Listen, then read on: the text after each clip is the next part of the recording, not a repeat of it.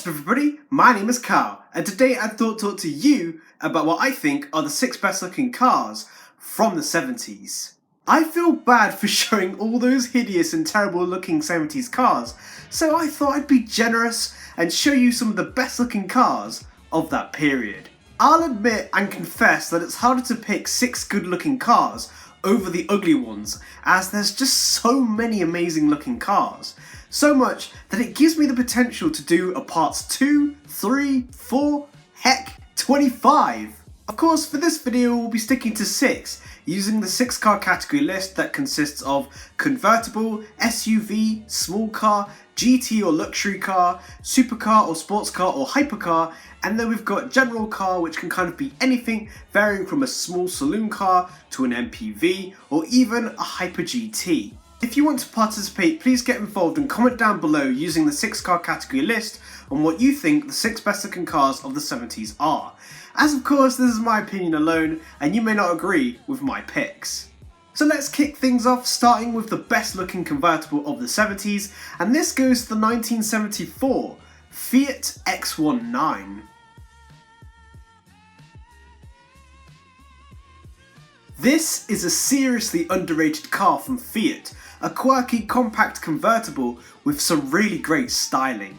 This car was designed by Bertone, who has designed so many cars, such as the Lancia Stratos and the Lamborghini Countach, already off to a great start. Essentially to me, this looks like a mini Ferrari. The wedged form and target-styled roof are elements of the car that reminds me of a prancing horse. Proportionally, this car looks good, and looking at this car from a side profile with the roof down, it looks absolutely epic. All the lines and creases that run from one end of the car to the other are consistent, with no awkward jagged lines, and it gives this car some style. What makes this car even more amazing to look at are the pop-up headlights! Ah! Even in the 70s, they appear, and in this instance, in the right format. I don't think I've seen yet a bad car with pop-up headlights, but if anyone has, comment it down below. Moving on to the best looking SUV of the 70s, and this goes to the 1977 Ford Bronco.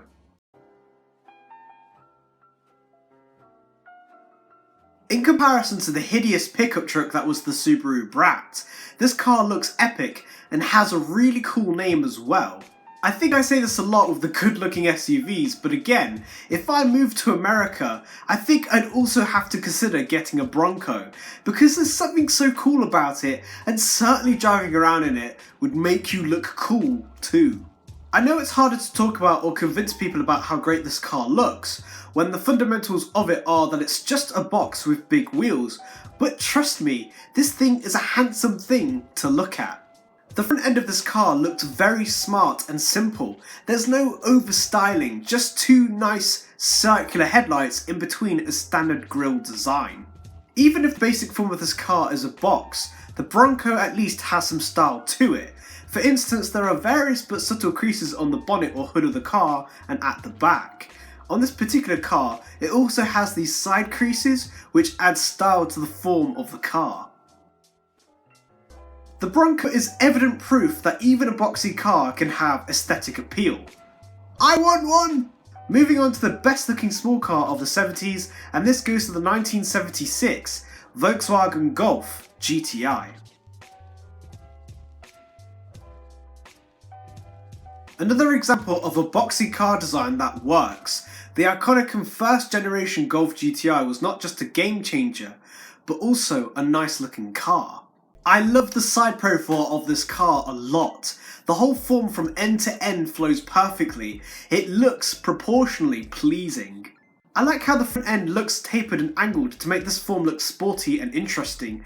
As well as this, the red coloured accent on the grille of this particular car looks cool, and it helps it differentiate itself from the other models to imply that this is the sporty one.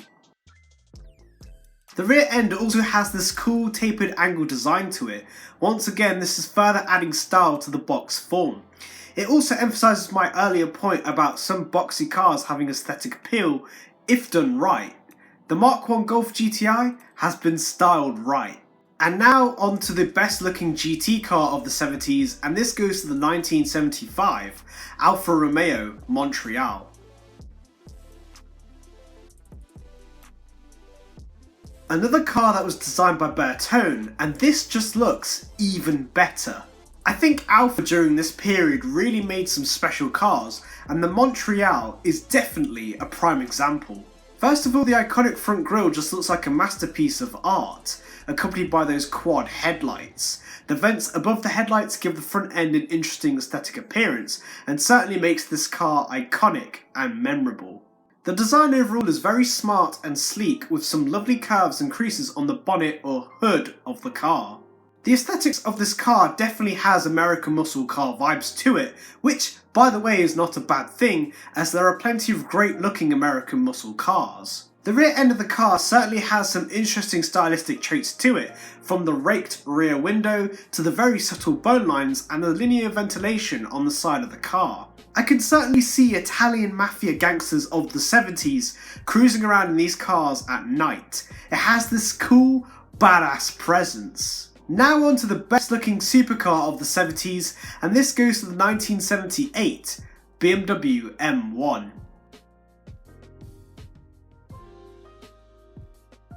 This is not only one of the best looking cars of the 70s, it's one of the best looking cars ever.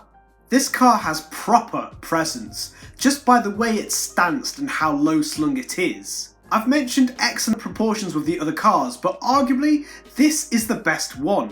All the lines and shapes are all perfectly symmetrical. Everything is nicely consistent. The creases and lines are very subtle as they flow along the sleek and smooth wedged form, particularly on the bonnet or hood where we find pop-up headlights. I like the rear end of the car, in particular the slats on the rear window. It makes it look contemporary to the time period. It gives it that supercar aesthetic, as various sports cars of the time and beyond adopted this stylistic trait, and it works well on the M1. I can see where BMW got their inspiration for the i8 from, as you can see some of those styling cues here.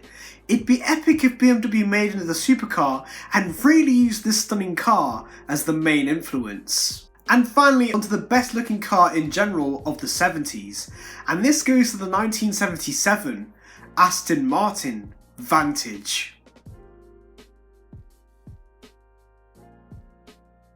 When doing this list, I knew instantly that the Vantage had to be on it because, well, just look at it. I said earlier that the Alfa Montreal had visual styling cues of that of American muscle cars, and this Aston, in a positive way, also has this styling trait.